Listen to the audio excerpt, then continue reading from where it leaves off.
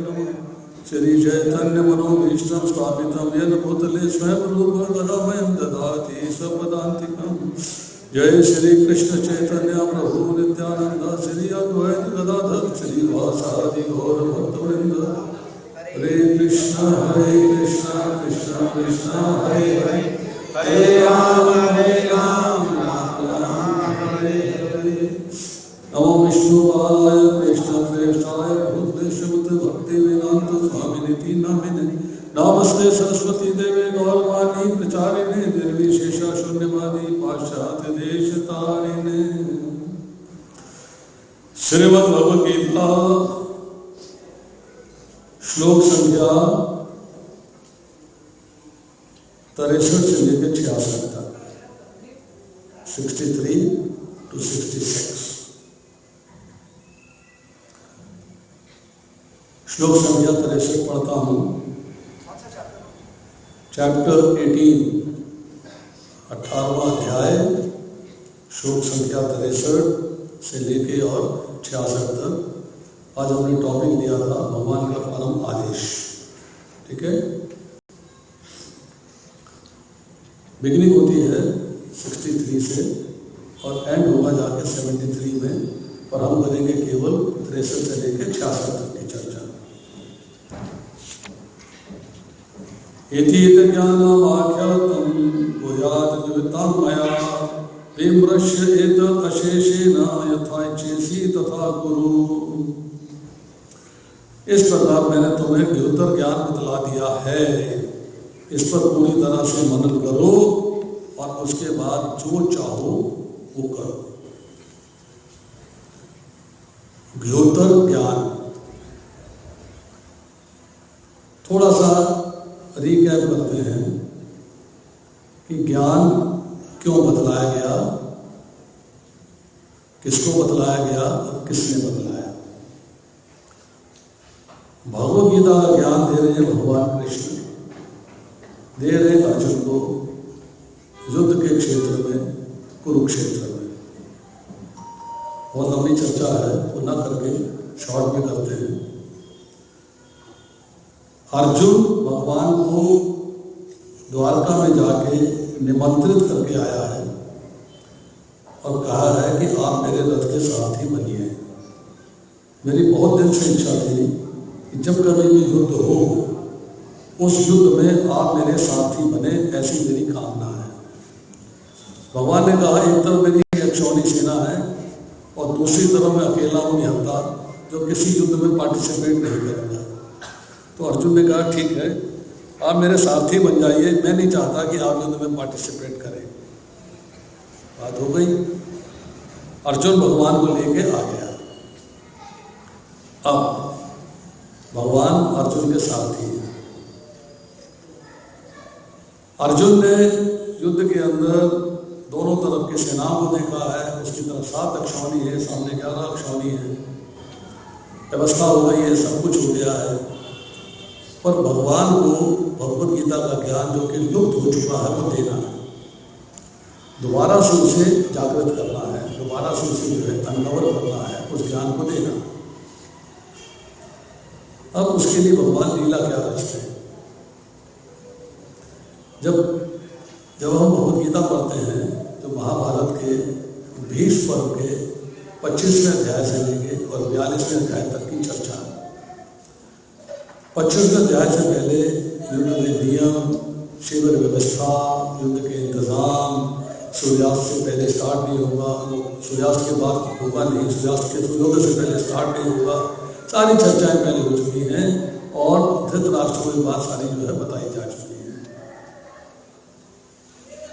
अब फिर दोनों तरफ की सेनाओं के बारे में चर्चा होती है। संजय धृतराष्ट्र को बताते हैं, जो बातें पहले पता है उसको रिपीट करते हैं।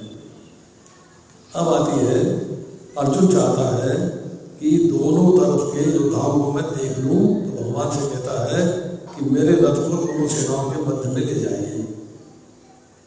भक्त भगवान को आदेश दे रहा है, भगवान आदेश का पालन कर रहे हैं और रथ को दोनों सेनाओं के मध्य में ले जाके कहते हैं यहाँ पे एकत्र सारे कुरुओं को देखो, कुरु तुम भी कौरव पक्ष के हो, वो भी कौरव पक्ष के हैं, दोनों देखो।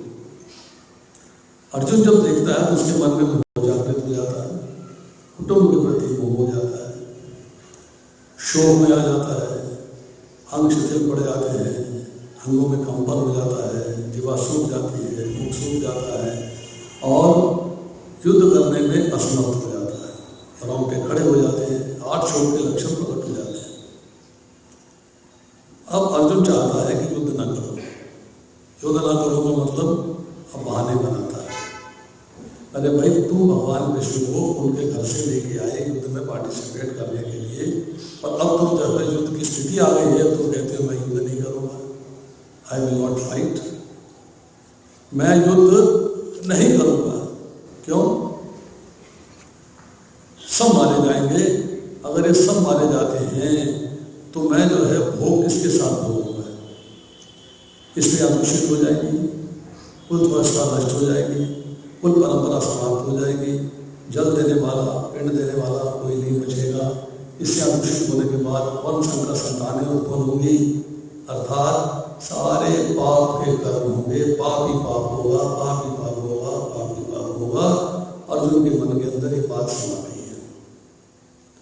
अब वो कहता है कि इस समस्या से बाहर निकलने का रास्ता क्या है? मोह जागृत हो गया है। फिर वो कहता है कार्पण्य दोषो अपद स्वभाव प्रशांताम धर्म सम्पूर्ण चेता यक्षेषा निश्चितम भूतन में शिष्यस्ते हम शादी मामताम प्रपन्नम। अपनी कृपण दुर्बलता के कारण, कृपण दुर्बलता का दोष मेरे में आ गया है, मेरे मन में मोह आ गया है। धर्म सम्पूर्ण चेता, धर्म क्या है मुझे इसका ज्ञान नहीं रहा। 2 प्रकार के धर्म हैं, एक है शास्त्र का और एक है अर्थशास्त्र का।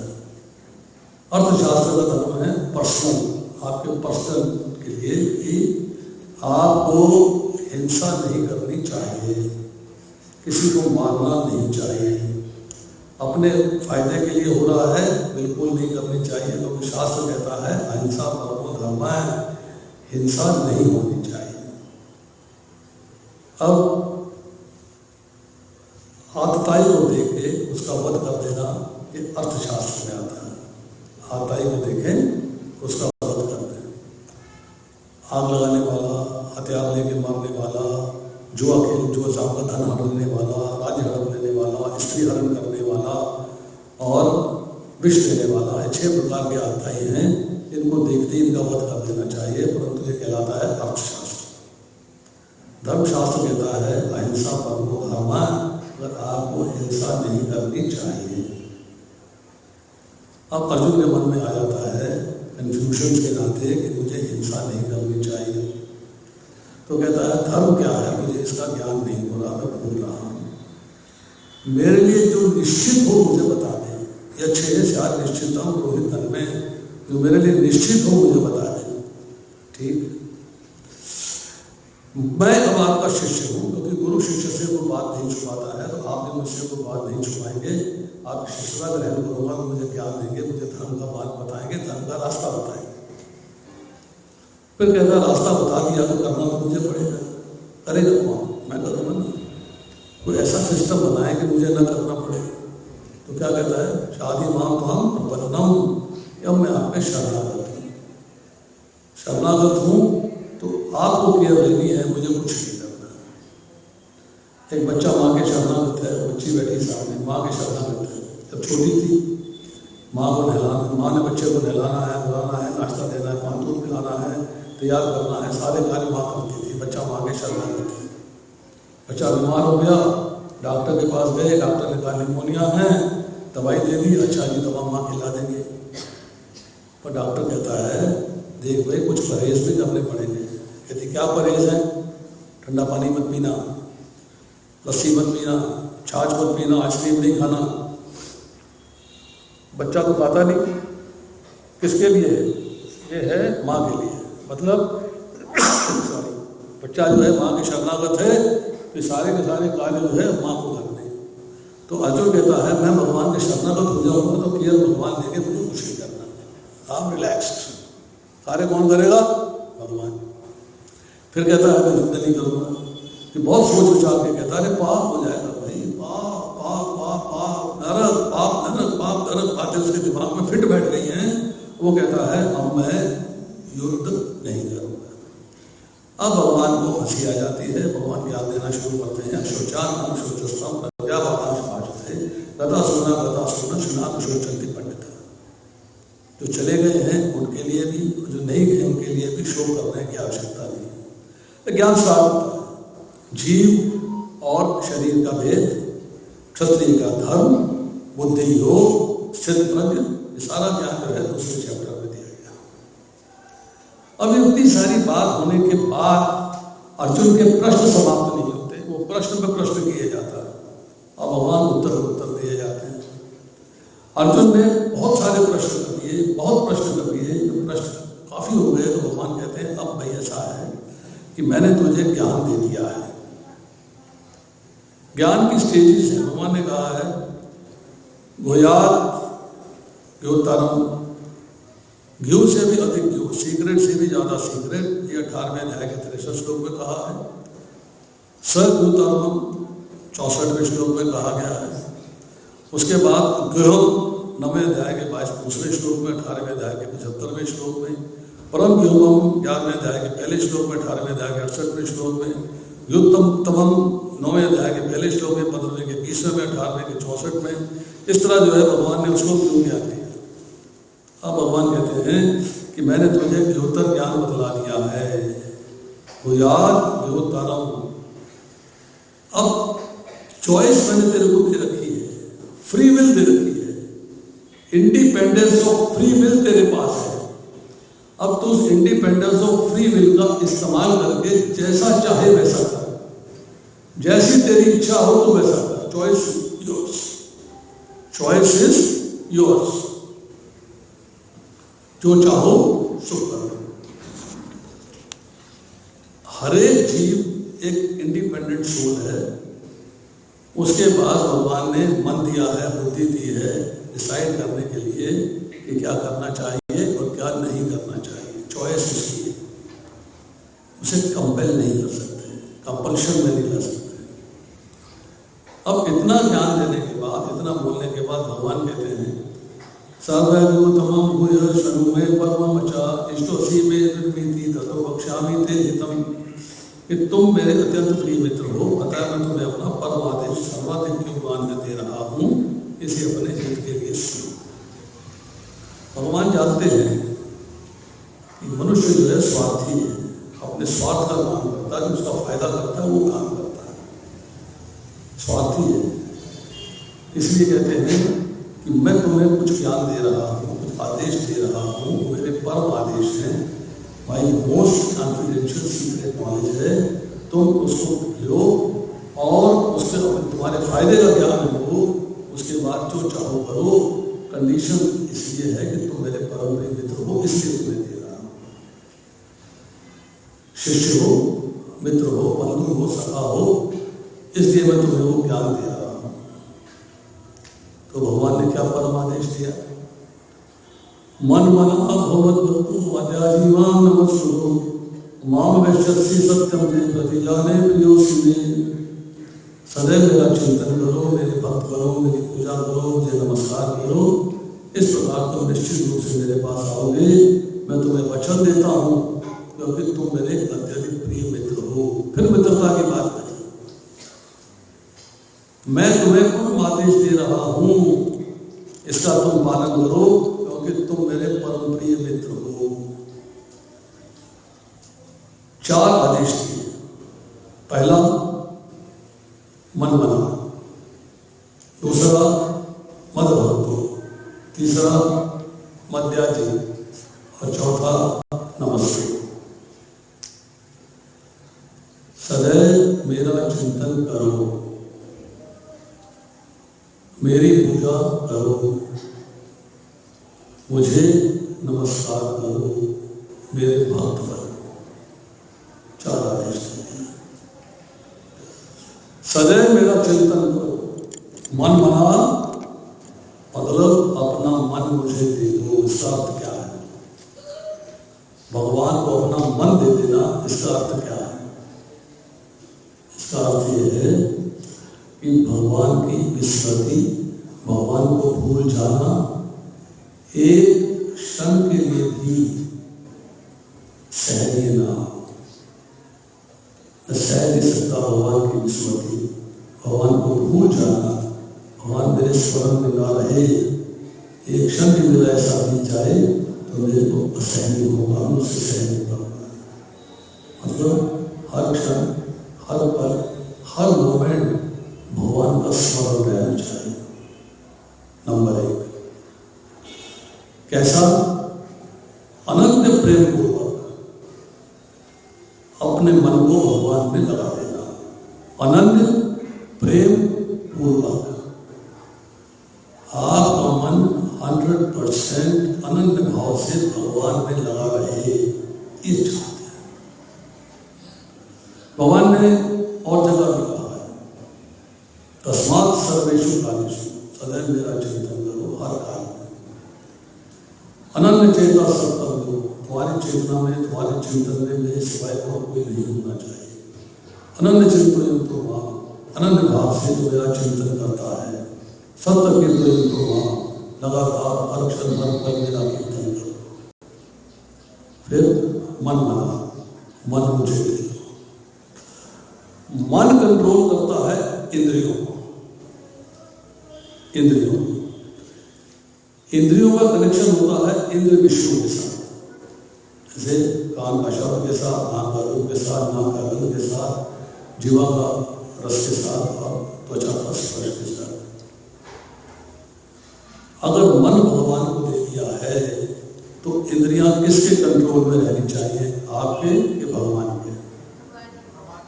अभी मन उनके पास है, मेरा मन भगवान के पास है, तो इंद्रियां किसके कंट्रोल में रहनी चाहिए? भगवान के। परंतु इंद्रियां किसके कंट्रोल में है? मेरे। इंद्रियां मेरे कंट्रोल में है, भगवान के कंट्रोल में नहीं है। मैंने कहने को मन भगवान को दिया है, एक्चुअल में दिया नहीं। मन भगवान को मैंने दिया नहीं है, कहने को है कि मन भगवान को, हाँ मैंने मन भगवान में लगा दिया है, लगा नहीं है, भगवान को मन दिया नहीं है। मतलब जब मैंने अपने को भगवान का मान लूंगा, अपने संपूर्ण रूप से अपने आप को भगवान के प्रति समर्पित करूंगा, तो मेरा मन ऑटोमेटिकली भगवान के प्रति समर्पित हो जाएगा।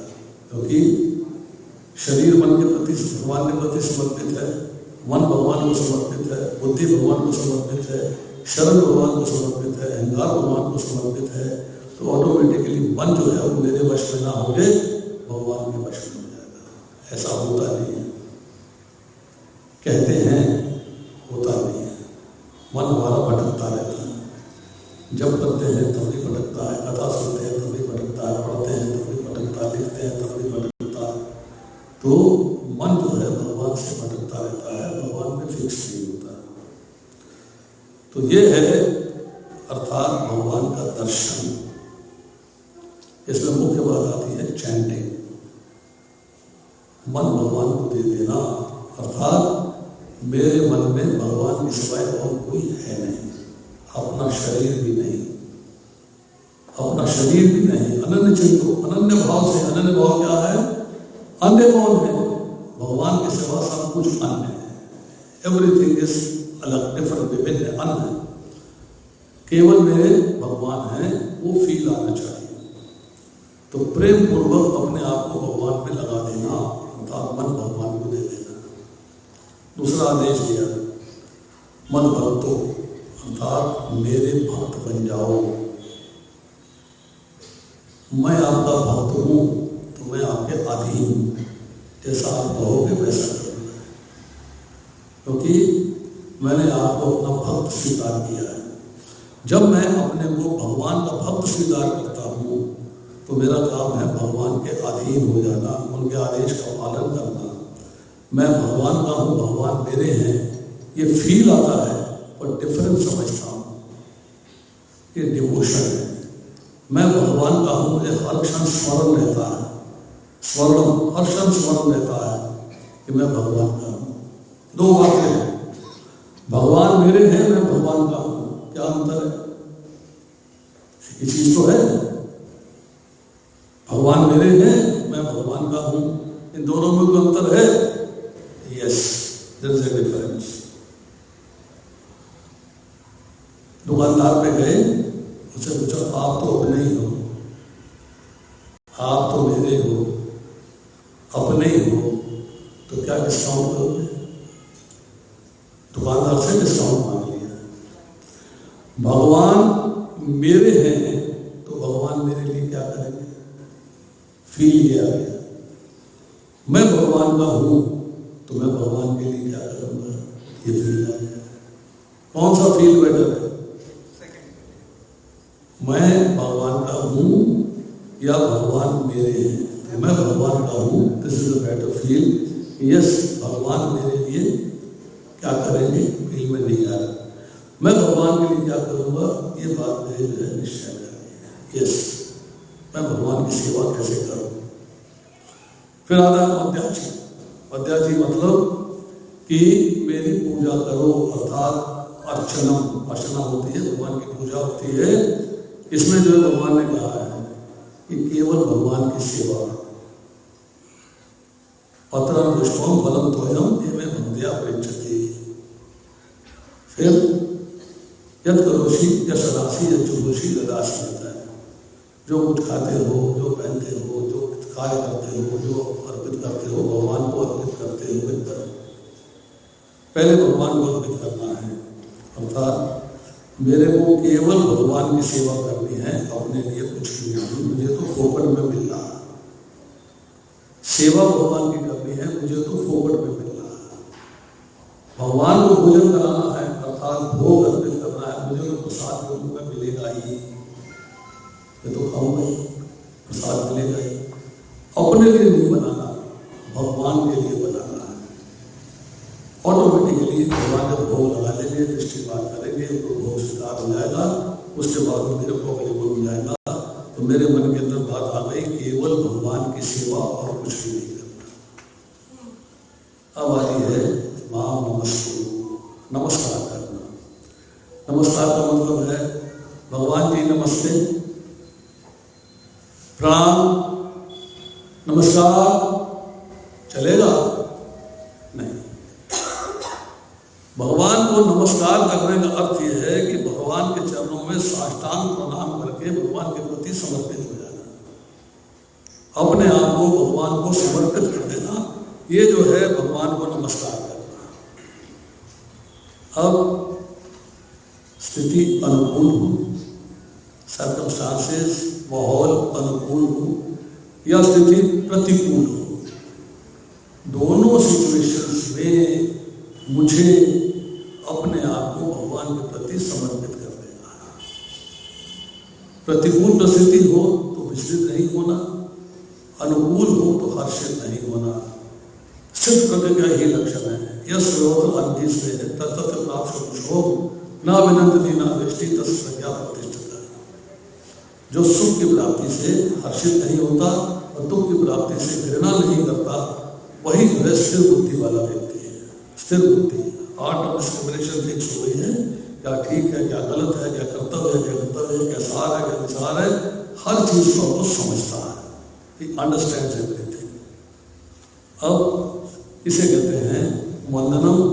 और जब पूर्ण रूप से समर्पित हो जाता है तो सारी चीजें जब मिलकर कार्य करता है तो आत्मनिवेदन हो जाता है। अब भगवान ने कहा कि इसको तो बात समझ में आएगी नहीं, इसके मन में तो पाप समाया हुआ है। इसके मन में क्या है? पाप हो जाएगा, पाप हो जाएगा, पाप हो जाएगा। तो क्या किया जाए? भगवान कहते हैं सब धर्मांतर मां में कम शरणम प्रजा अहम तो सब पापे भ्यो मोक्षयामि मां शुचाय। सब प्रकार के धर्म का परित्याग करो, मेरी शरण में आ जाओ, मैं समस्त पापों से तुम्हारा उद्धार कर दूंगा, डरो मत। मेरी शरण में आ जाओ। जब तुमने कहा था शादी मांग काम प्रपन्नम, भगवान ने कहा था मैं युद्ध नहीं करूंगा, तो तुम मेरी शरण में नहीं थे, अपना डिसीजन दे रहे थे।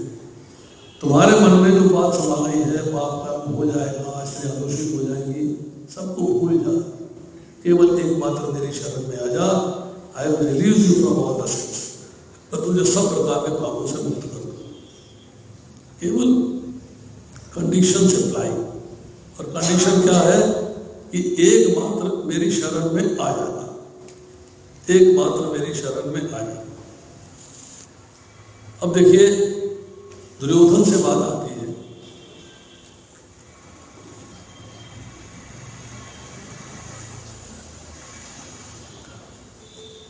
महाभारत के सभा वन में चर्चा चल रही है। आत्मा ही कृष्णा पार्थ से कृष्ण से आत्मा धनंजय। दुर्योधन कहता है कि अर्जुन जो है वो कृष्ण की आत्मा है और कृष्ण जो है अर्जुन की आत्मा है। दोनों एक दूसरे के लिए कुछ भी कर सकते हैं। सारथी बन गए, पार्थ सारथी कहलाए। रासयुग में बोला कि मैं चरण दूंगा। कृष्ण के लिए अपने भक्तों की सेवा करना बड़ा आनंददायक कार्य है। ही एंजॉयज इट। भक्त जब समर्पण कर देता है तब कृष्ण उसकी केयर लेते हैं। तब कृष्णा टेक्स केयर। भक्त का समर्पण कैसा है? अर्जुन से कहते हैं कि तू मेरा प्रिय है, जो तेरा मित्र है वो मेरा मित्र है, जो तेरा दुश्मन है, जो तेरा विपक्षी है वो मेरा दुश्मन है, जो तुमसे शत्रुता रखता है मेरा भी शत्रु है, जो तुम्हारा साथ देने वाला है वो भी मेरा है। I will take care of you. मैं तेरी सब प्रकार से रक्षा करूंगा। तेरे को क्या करना है? मेरे प्रति समर्पण कर देना। 9 दिन का युद्ध हो गया। कृष्ण बोलते हैं युधिष्ठिर से महाभारत में भीष्म पर्व में, हे राजन अर्जुन मेरे मित्र हैं। युधिष्ठिर घबराए हुए कि अभी भीष्म पितामह बानों की शैया पे नहीं आए, बानों की शैया पे नहीं आए और घबराए हुए हैं। तो कृष्ण कहते हैं, हे राजन अर्जुन मेरे मित्र हैं, संबंधी हैं, शिष्य हैं। मैं अर्जुन के लिए अपने शरीर का मांस नहीं दे सकता। भगवान ने क्या किया?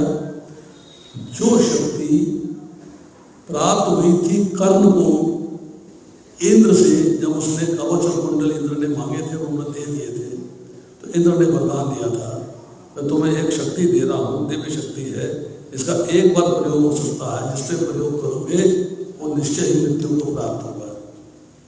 तो कृष्ण ने जो है वो शक्ति घटोत्कच पे चलवा दी।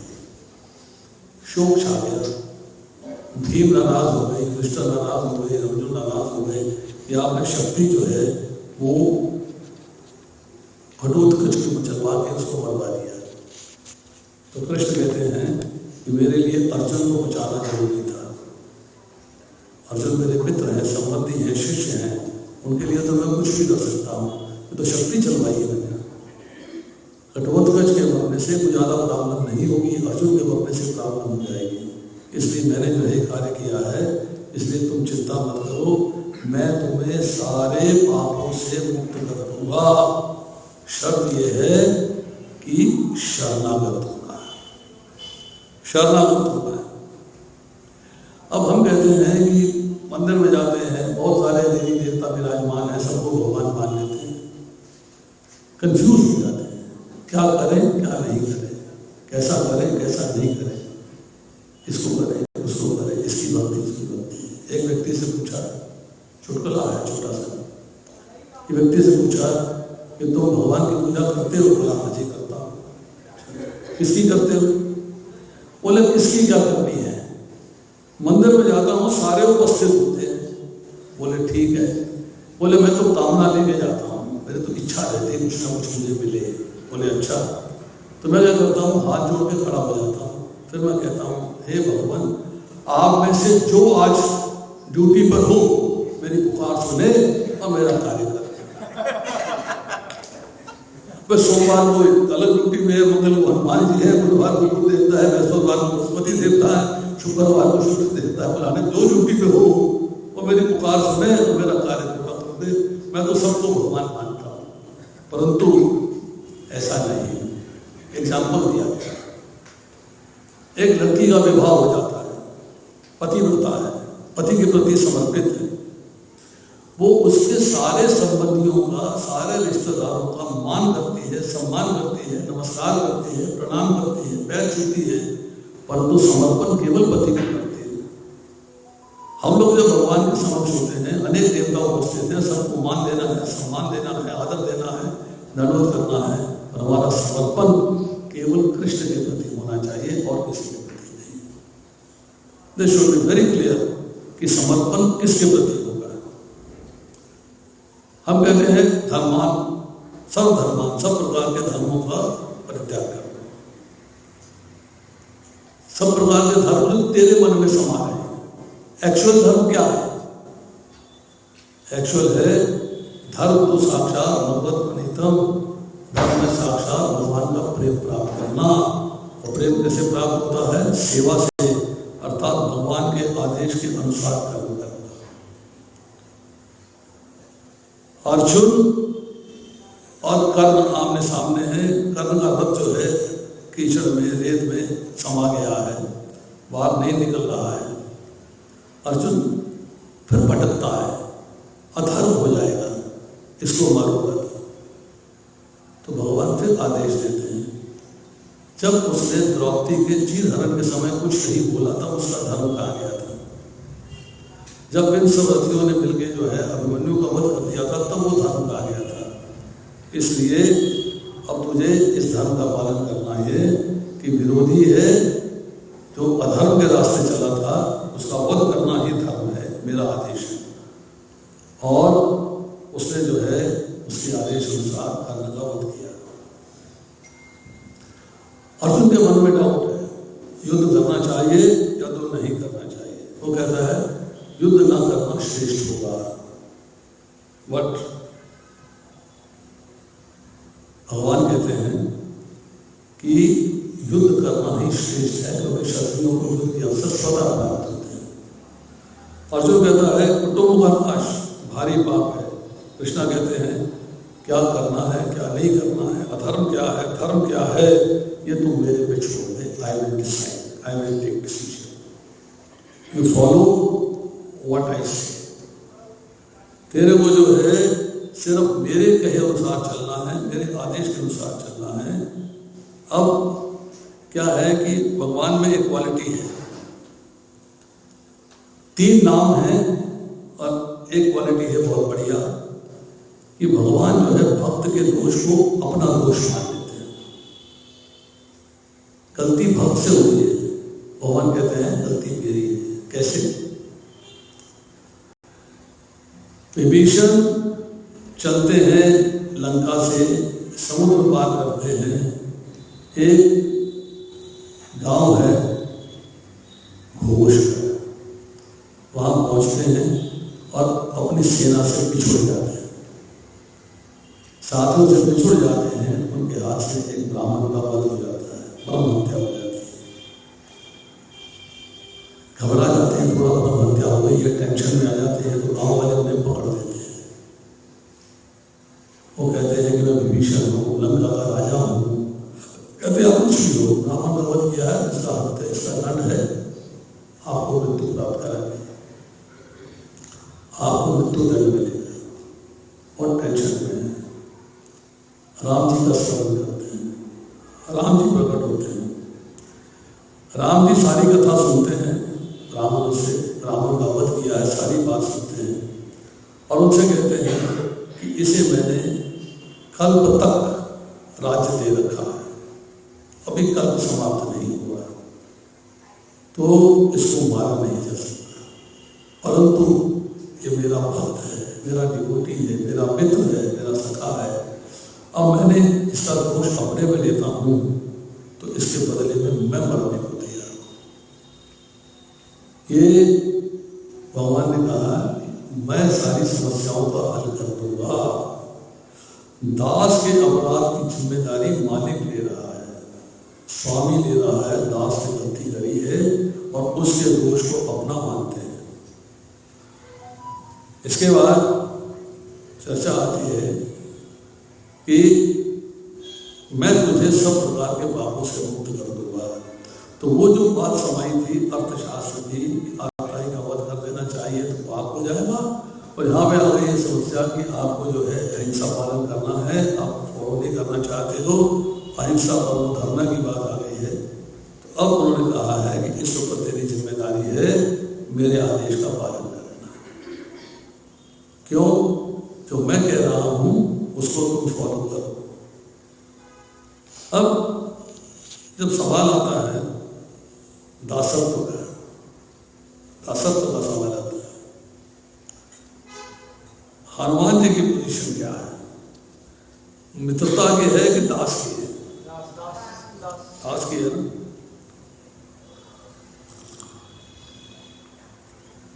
दास का कर्तव्य क्या है? दास का कर्तव्य है स्वामी को खुश करना। स्वामी खुश कैसे होगा? स्वामी के आदेश का पालन करना। भगवान कहते हैं जो मेरे आदेश का श्रद्धापूर्वक ईर्ष्या रहित होकर पालन करता है, श्रद्धापूर्वक ईर्ष्या रहित होकर मेरे आदेश का पालन करता है, वो कर्म के बंधन से मुक्त होकर मेरे धाम में आ जाता है। स्वामी के आदेश का पालन करना मतलब स्वामी को प्रसन्न रखना, ये दास की जिम्मेदारी है। Then Krishna takes his care. Hanuman ji भगवान की सेवा करते हैं। भगवान की सेवा करते हैं तो एक दिन जो है सीता माता से पूछते हैं कि आपने सिंदूर लगा रखा है, इसका क्या फायदा होता है, क्या लाभ होता है? तो सीता माता कहती है कि इससे जो है स्वामी प्रसन्न रहते हैं। सिंदूर लगाने से स्वामी को प्रसन्नता मिलती है, स्वामी प्रसन्न रहते हैं। तो हनुमान जी कूदने लग गए। कूदते कूदते पहुंचे स्टोर में, उस कक्ष में जहाँ सामान रखा रहता है। सिंदूर ढूंढा और सारे बदन में पोत लिया। हनुमान जी की आपूर्ति देखते हो, उसको सिंदूर लगा होता नहीं लगा होता? कहाँ होता है? सारे शरीर में। जब पूछा कि तुमने जो है सिंदूर सारे शरीर पे क्यों पोत लिया है? कहते स्वामी प्रसन्न होंगे। जब इतना सिंदूर लगाने से माता से पति प्रसन्न हो सकता है, स्वामी प्रसन्न हो सकता है, तो मैं तो सारे शरीर में लगा लूंगा, मेरे स्वामी प्रसन्न होंगे। जब हनुमान जी लौट के आते हैं पुष्पक विमान में राम जी के साथ, तो राम जी ने जो है माताओं के कहने पे सब भाइयों को सबको ड्यूटी बांट दी है, जिम्मेदारी बांट दी है। और सब भाइयों ने ऐसी चाल चली है कि हनुमान जी जो अपने आप को बहुत बड़ा भली भक्त कहते हैं, उनको इग्नोर कर दिया जाए, उनको इग्नोर कर दे, उनको कोई सेवा नहीं दी। हनुमान जी आते हैं, कहते हैं मुझे भी कुछ सेवा दे दीजिए, मैं भी तो भगवान का भक्त हूँ, मैंने भी बड़ी सेवा करी है, मेरे को सेवा से वंचित नहीं किया जाए, मुझे भी सेवा दे दें। अब वो सेवा तो है नहीं। तो भाई डिसाइड करते हैं ऐसा है तो एक काम करना, जब राम जी सोए ना तो चुटकी बजाया करना, वो वासी ले तो चुटकी बजाया करना, वो वासी ले तो चुटकी बजाया करना। अच्छा, अब राम जी सोने के लिए चले गए रात को अपने कक्ष में, दरवाजा बंद है। अब हनुमान जी को परेशानी हो गई है, उन्होंने वो वासी ली और मैंने चुटकी नहीं बजाई तो घबराहट हो जाए, तो वो खाली बैठे चुटकी बजाना शुरू कर देते हैं। एक के बाद ला ला ला ला ला, चुटकी बजे जा रही, बजे जा रही, बजे जा रही। सारे लोग देख रहे हैं, पगला क्या चुटकी बजाए जा रहे। उधर जो है कक्ष के अंदर जो है राम जी ने मुंह खोला और चुटकी बज रही है, चुटकी बंद नहीं हो रही है, मुंह भी बंद नहीं हो रहा। भगवान में लीला कर रहे हैं।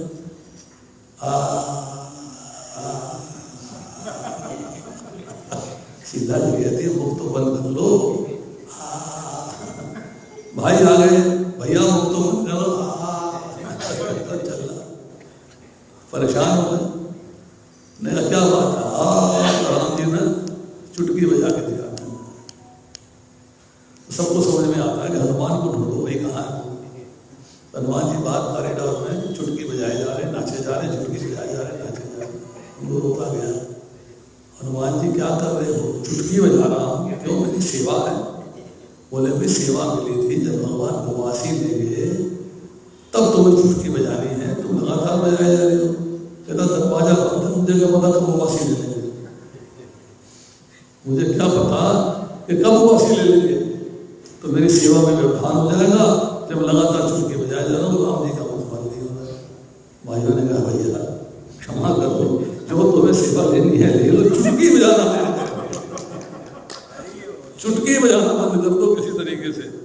ये जरा मामला जो है हम लोगों को फंसाने वाला है, इसको बंद करो। वही जो है राम जी और सीता जी एक बार बैठे हुए हैं।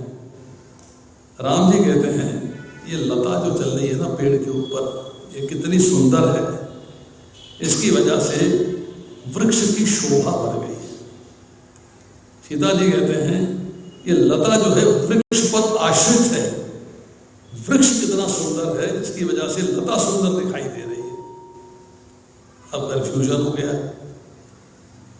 राम जी ने हनुमान जी से पूछा कि महिमा लता की हुई। सीता जी कहते हैं महिमा वृक्ष की हुई। वो कहते हैं वृक्ष बढ़िया, वो कहते हैं लता बढ़िया। हनुमान जी से पूछा, हनुमान जी कहते हैं ऐसा है वृक्ष और लता को छोड़ो, आप अपनी बात करो। राम जी कहते हैं हमारी बात क्या? कहते हमें तो आप दोनों की सेवा में रहना, हमारे दोनों भी अच्छे थे, हमारे लिए वृक्ष भी अच्छा है, लता भी अच्छी, हमारे लिए माता भी ठीक कह रही है और राम जी भी ठीक कह रहे हैं, हमारे लिए कोई भेद नहीं है, सब एवरीथिंग इज गुड। ये है शरणागति, शरण में है, स्वामी के आदेश का पालन करना है। और सुनिए शरण की बात, एक बकरियों का झुंड जो है वन में चरने के लिए गया है और वापस आ गया है। एक छोटा सा बच्चा जो है मेमना पीछे छूट गया। पीछे छूट गया तो प्यास लगी, प्यास लगी तो नदी किनारे चला गया पानी पीने के लिए। वहां पे देखा कि एक शेर के पंजे के निशान है। किसके हैं? पंजा तो शेर का लगता है। और पीछे से शेर के दहाड़ने की आवाज आ गई। शेर आया है, मुझे खा जाएगा, मुझे छोड़ेगा नहीं, मैं तो फंस गया। तो क्या है कि पंजे के बाद जो है अपने बैठ जाता है आराम के साथ। कथा है एंजॉय करने के लिए। शेर उससे पूछता है तुम कौन हो? बोला मैं बकरी का मेमना हूं। कहाँ आए हो? इनकी शरण में आए। पंजे का इशारा कर देता है, पंजे का इशारा करता है, इसकी शरण में हूं। शेर कहता है तो मेरा पंजा, मेरा पंजा है, ये बच्चा है छोटा सा, मेरी शरण में आ गया है, तो मैं इसको मारता नहीं, तो मेरा बदनामी हो जाएगी कि शरण में आए व्यक्ति का नुकसान कर दिया, तो उसको मारता नहीं। बुलाता है हाथी को, इसको अपने ऊपर बिठाओ और जंगल में घुमाओ। तो बकरी का बच्चा जो है भगवान को शेर के शरणागति है, वो पेड़ों के ऊपर से मुलायम मुलायम पत्ते खाता रहता है, मौज लेता रहता है।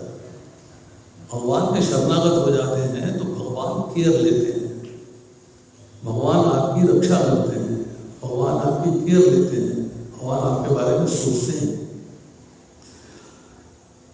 जब भी भगवान से मिलना हो तो आपको कोई साथी नहीं चाहिए, आप अकेले जाएंगे। जब भगवान का सहारा ले लिया है तो किसी और का सहारा नहीं चाहिए, फिर केवल भगवान का सहारा चाहिए। आप शरणागत कैसे हैं? एक महात्मा जी जो है वृंदावन में घूम रहे थे, गोपालक थे, उनसे मिले, उनसे कहते हैं मैं जो है भगवान कृष्ण का अनन्य भक्त हूं। उसने कहा अनन्य भक्त क्या होता है? बालक अनन्य भक्त क्या होता है? कहता हम शिव जी को नहीं जानते, गणेश को नहीं जानते, सूर्य को नहीं जानते, शक्ति को नहीं जानते, इसको नहीं जानते, उसको नहीं जानते। बच्चे कहते हैं अच्छा आप अनन्य भक्त हो, हम तो फनन्य भक्त हैं। स्वामी जी पूछते हैं भैया फनन्य भक्त क्या होता है? कहता फनन्य भक्त होता है आप तो इनको जानते हो, इनका नाम भी नहीं सुना, हम तो केवल कन्हैया को जानते और किसी को जानते ही नहीं।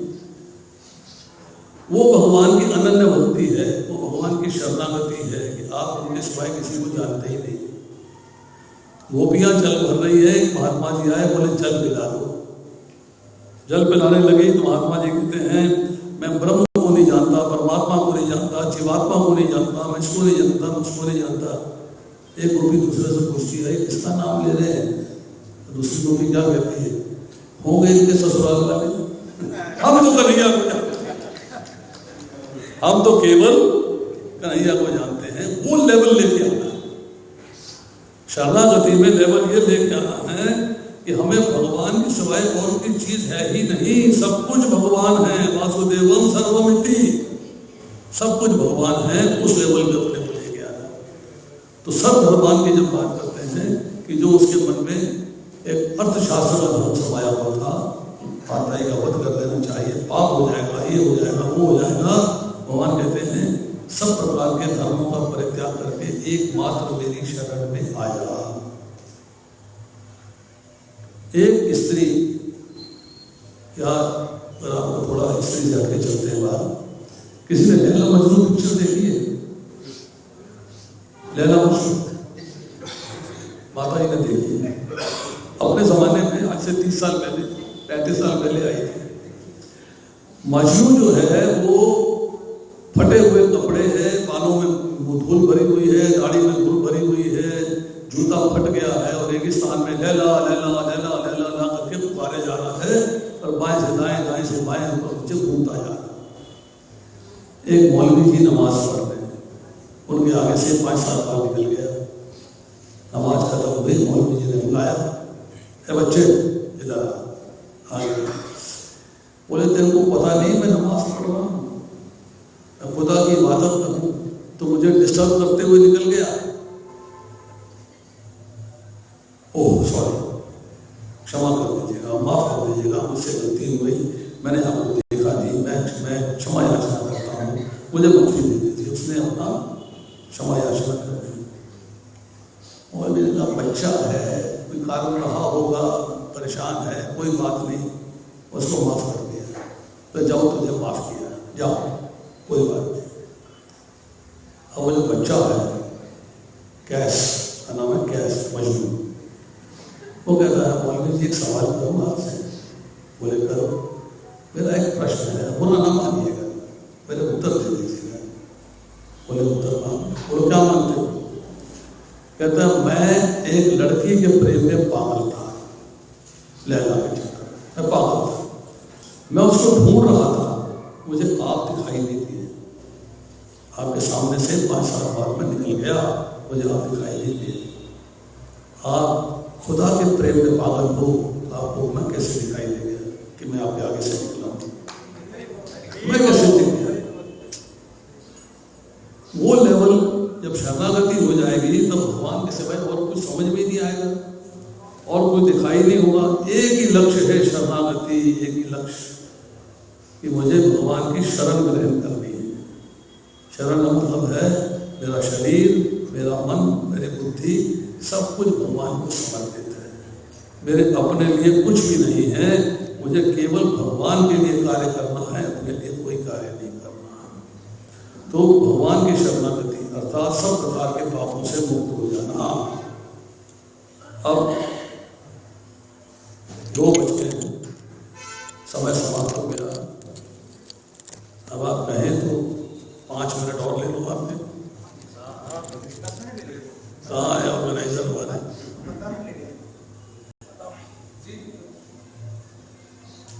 चलिए 5 मिनट के लिए चर्चा करते हैं। आज शिवरात्रि का उत्सव है। आज ही है शिवरात्रि माता जी, आज ही है ना? कई भक्तों ने मुझे फोन किया, कईयों के प्रश्न आए कि हमें शिवरात्रि में क्या करना चाहिए, व्हाट शुड वी डू। मैंने अभी बाहर चर्चा कर रहा था, फिर दोबारा से 1 मिनट में बोल देता हूँ कि सृष्टि का संहार करने के लिए भगवान अपने आप को शिव जी के रूप में परिवर्तित करते हैं। जैसे दूध में जामन लगाते हैं तो दही में परिवर्तित हो जाता है, दोनों के गुण अलग अलग होते हैं। शिव जी जो है भगवान कृष्ण के भक्त हैं और शुद्ध वैष्णव हैं। पद्म पुराण में कथा आती है कि शिव जी भगवान की भक्ति करते हुए भगवान से कहते हैं, भगवान प्रकट होते हैं सामने विष्णु स्वरूप में, गरुड़ में विराजमान है, लक्ष्मी जी साथ में है। शिव जी कहते हैं मैं आपके उस रूप में दर्शन करना चाहती हूँ जिसे लोग परात्पर कहते हैं, निष्क्रिय कहते हैं, निर्मल प्रेम का पुंज कहते हैं, अनमोल मूर्तिधारी कहते हैं, उस रूप में दर्शन करना चाहते हैं। वहां कहते हैं यमुना के पश्चिमी तट पर वृंदावन नामक ग्राम में आया। शिव जी वहां पहुंचते हैं, और उसके क्या देखते हैं, 16 वर्षीय बालक खिलखिला रहा है, उसका बायां हाथ जो है, बायां कोहनी जो है छोटी कन्या के कंधे पर रखी हुई है, बालक ने पीताम्बर पहना हुआ है, वजंती माला है, माथे में मोर का पंख लगा हुआ है। उसे कहते हैं, आओ पुत्र, तुम मेरे जिस रूप में दर्शन करना चाहते थे वो तुम्हारे समक्ष है। यही मेरा मनोहर जो है वो निर्मल प्रेम का पुंज है, मनोहर मूर्तिधारी है, निष्क्रिय है और परात्पर है। बहुत लंबी चर्चा है, आगे जाके कहते हैं, मैं वृंदावन छोड़ के कहीं नहीं जाता, गोपियों के साथ आनंद में निमग्न रहता हूँ, मेरे सारे कार्य मेरे वासुदेव स्वरूप के द्वारा किए जाते हैं। तो शिव जी जो है प्योर वैष्णव है, शुद्ध भक्त हैं, और शुद्ध भक्त का हम सम्मान करते हैं।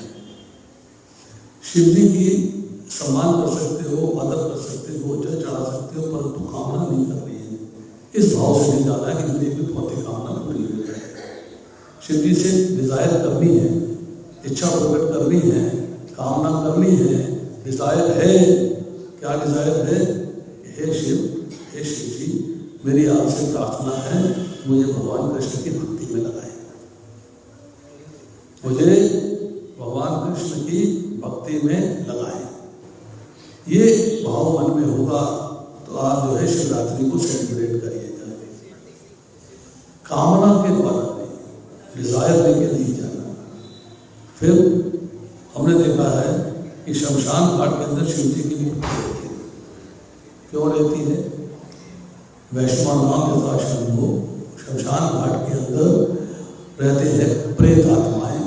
प्रेत आत्माओं कौन सी होती है? जिस व्यक्ति की मृत्यु के बाद उसका औपचारिक तह संस्कार नहीं किया गया, क्रियाक्रम नहीं किया, उसको ना तो अगले जन्म की प्राप्ति होती है, ना ही पितृलोक मिलता है।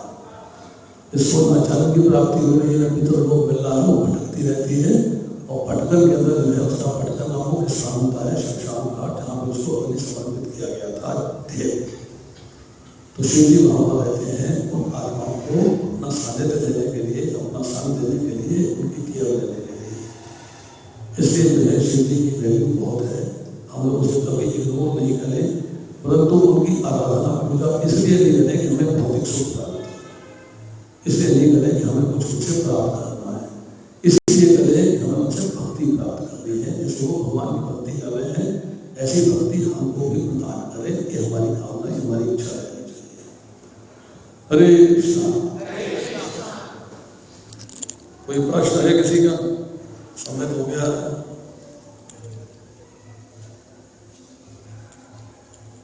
समाप्त करें। यस प्रभु। हाँ, वही प्रश्न था कि जैसे माला करते हैं लेकिन फिर भी हमारा मन तो कहीं ना कहीं जाता ही है, चला ही जाता है, और जाता वही है जिन वस्तुओं को हमने देख रखा है, उन्हीं वस्तुओं में जाता है, उसके अलावा कहीं नहीं जाता। हमने इंग्लैंड नहीं देखा है तो इंग्लैंड जाता ही नहीं मन मेरा। हमने अपना गांव देख रखा, गांव जाता है।